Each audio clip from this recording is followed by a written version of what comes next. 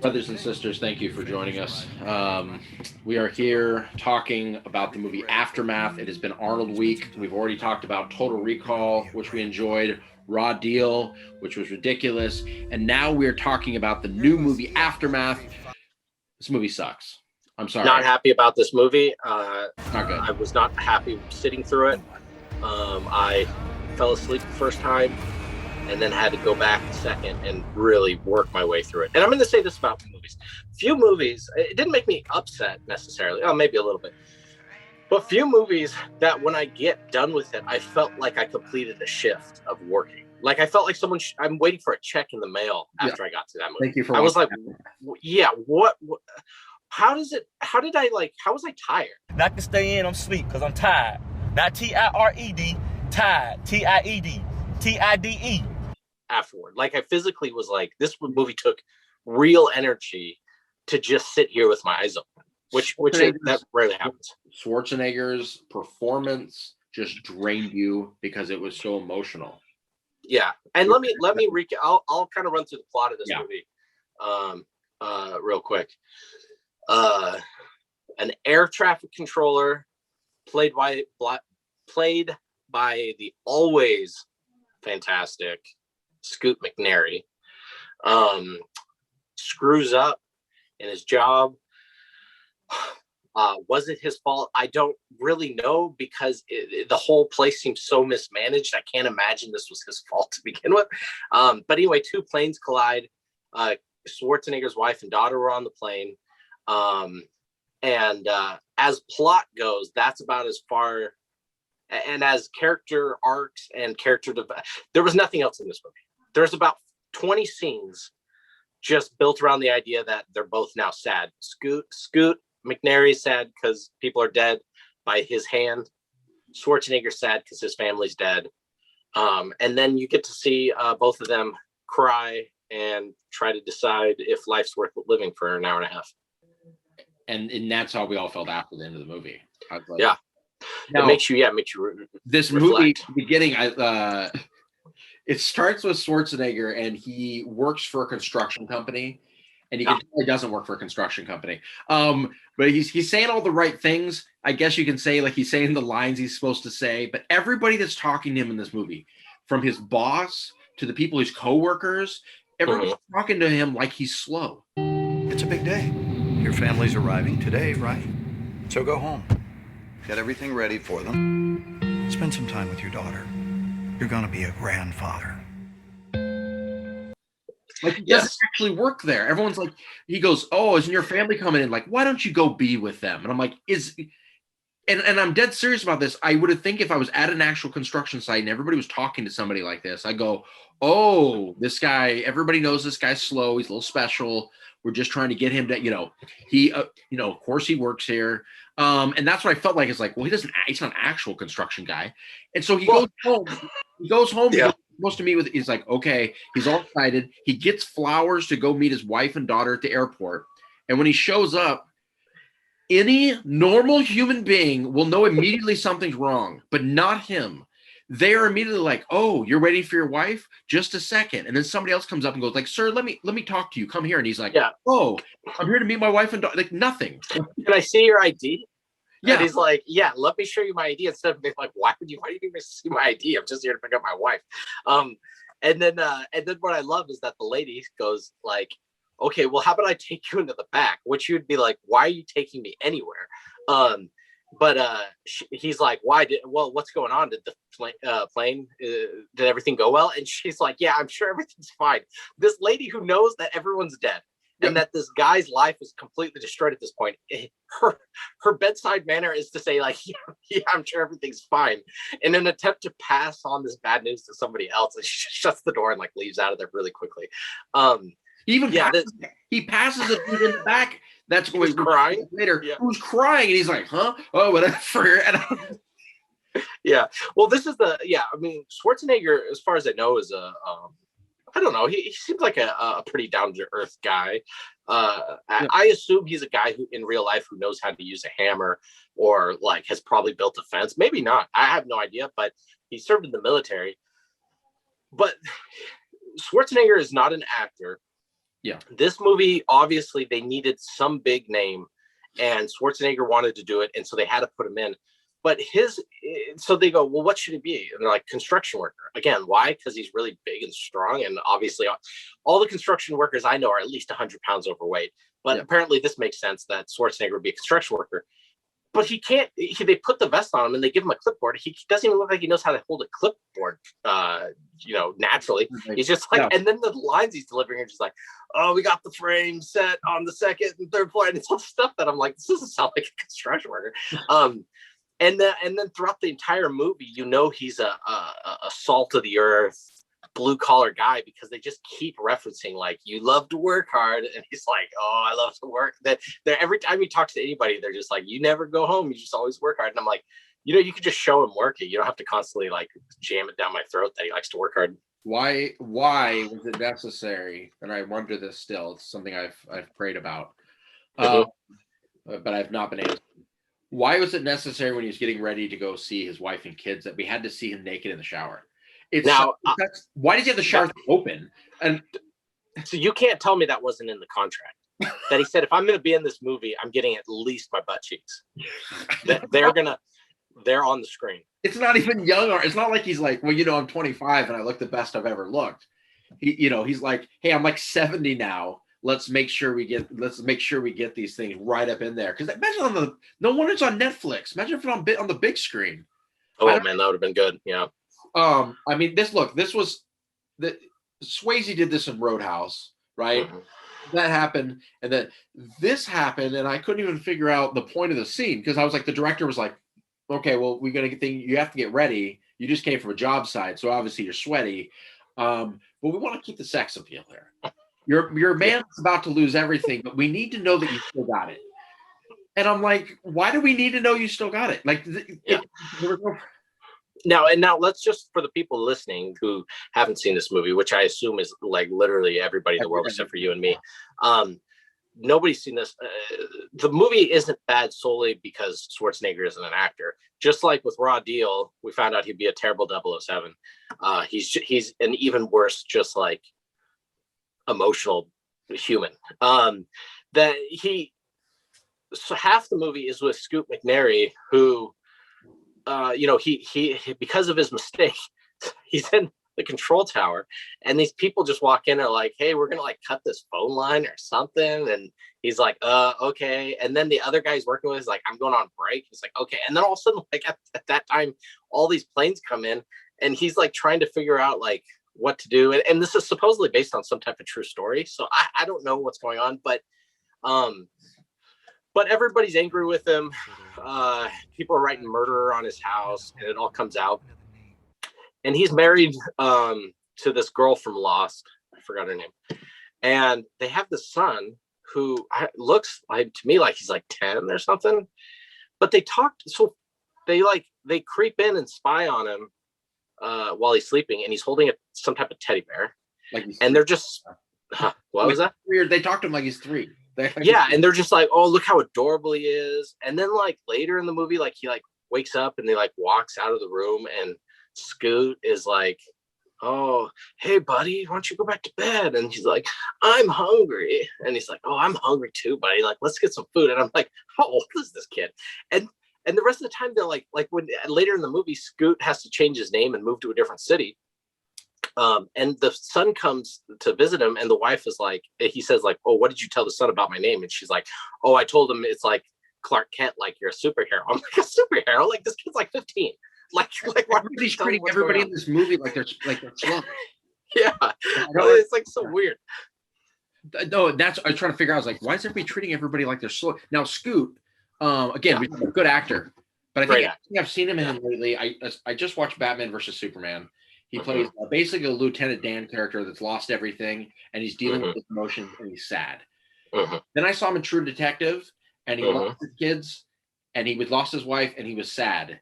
And in this movie, he caused this big thing, and he sits around and he's sad. He's basically just part after part. He's just a downtrodden man.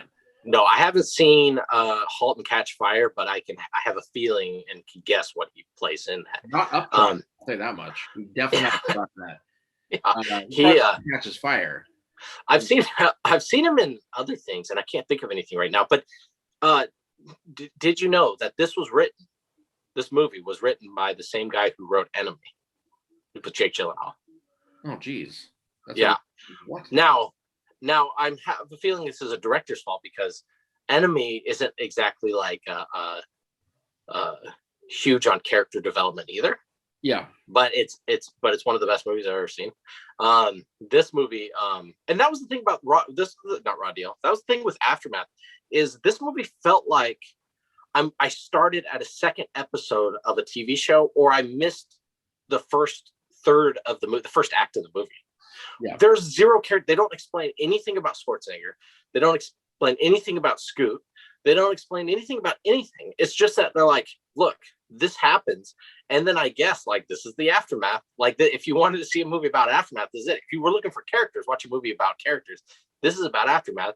And so we have scenes where it's like Scoot McNairy is trying to make eggs for his son,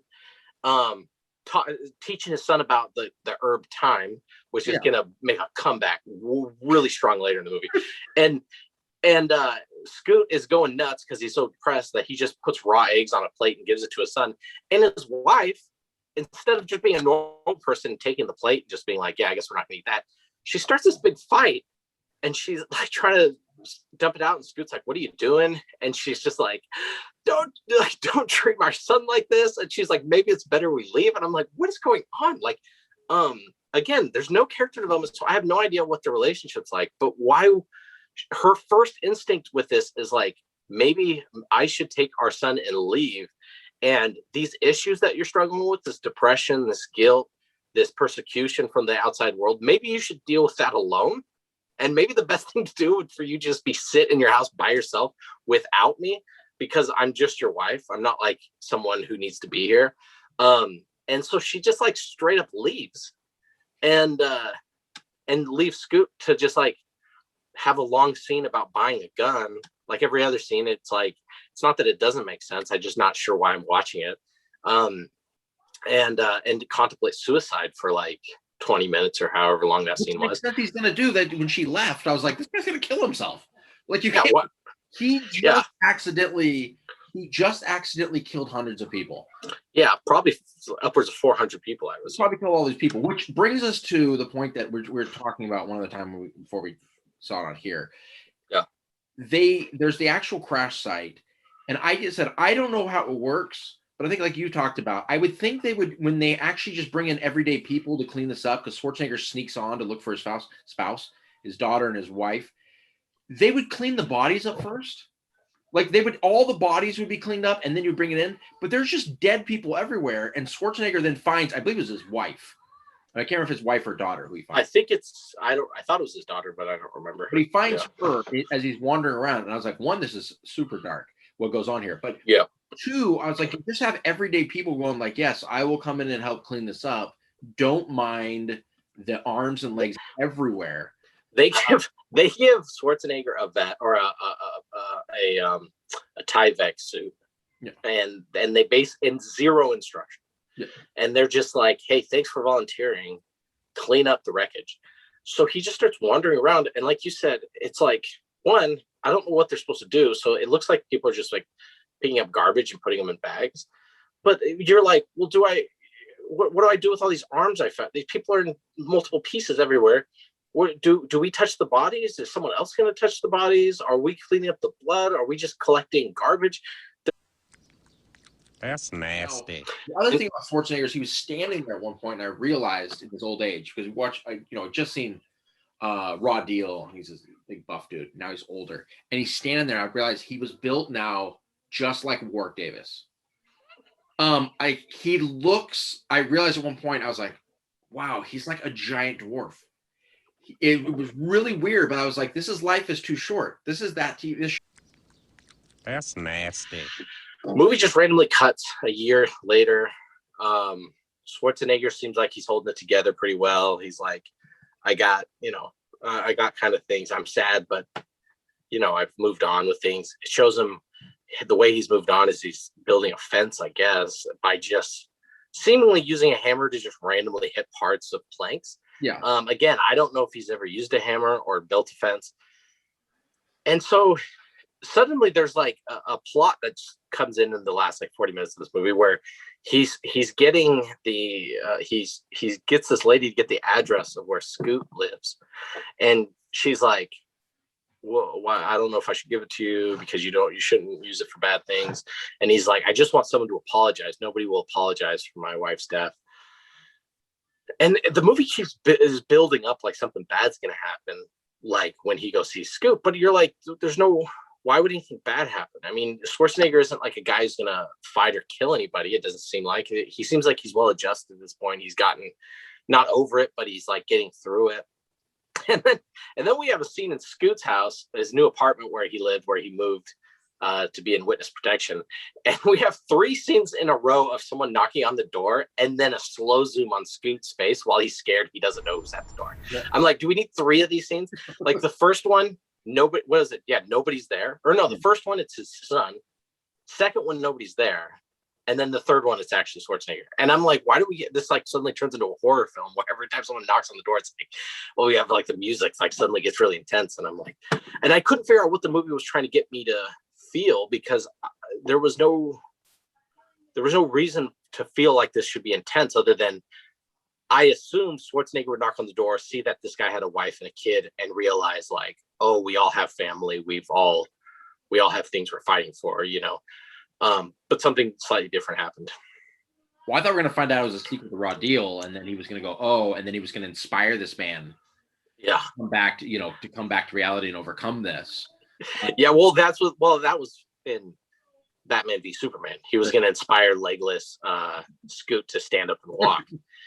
Even though he doesn't have legs, but yeah. Lieutenant Scoot. Hey, all right, but yeah. First to set up the thing, but we only got a few more minutes here. But Schwarzenegger goes first to the lawyers, and they go, here's the deal, and they offer him some money, which is not impressive. And he's like, I just want someone to apologize. And the lawyers are like, don't care. They're like, the one guy is sitting back, and he's like, this is how it works. He's like, we're the bad guys. Why are these guys like so evil? They're like, sorry about your wife and daughter dying, but like this is a joke. How about you just take the money and shut up? But when he shows up to Scoot, I was like, okay, so Scoot is basically like, you need to leave me alone. It was an accident, and so Schwarzenegger freaks out and stabs him in the throat. Now I was totally against that. But then all of a sudden we realized that Schwarzenegger's insane. And there was no build to him being crazy. He's suddenly Scoot's son, who, comes out. I thought he was going to connect with him. Like, oh, yeah, we're both slow. And they were going to find each other, right? But he finds Scoot's son, Scoot's wife come out. They freak out. He starts calling him by his daughter and his wife's name. And he just I'm like, he's crazy? What did he become? And then he sits on the couch as this little boy watches his dad bleed to death. And they just like sit there like awkwardly. And I'm like, what is going on in this movie? Like, why didn't we build to this at all? Again, cut to 10 years later, Schwarzenegger's in prison. Somehow the lawyer's like, hey, good news. Even though you brutally murdered a guy in front of his wife and child, you're getting out. Yeah. Like you just have to go see somebody every week or something. And Schwarzenegger's like, oh, good. I'm like, I don't know how he worked that magic. Yeah. And then he gets out, and then he goes to see his wife, and then there's a guy who's following him when it's clearly Scoot's son. Yeah. He makes a reference to time, the herb, and I guess you're supposed to be like, whoa, what good writing! Like this kid, it was terrible. Yeah, full circle. Literally, only thing in this movie that's planted and then comes to fruition is the herb time. I mean, it's the only thing. And then, basically, to me, and then the son can choose to kill Schwarzenegger. Schwarzenegger says sorry. The son cries. Everybody goes home. Ultimately, the audience loses. But flying is so much fun. You can fly to see your family, go on vacation, see an old friend. You can fly wherever you like. It's fast, fun, and safe for everyone. This airplane can take us anywhere we like. Fly to Europe.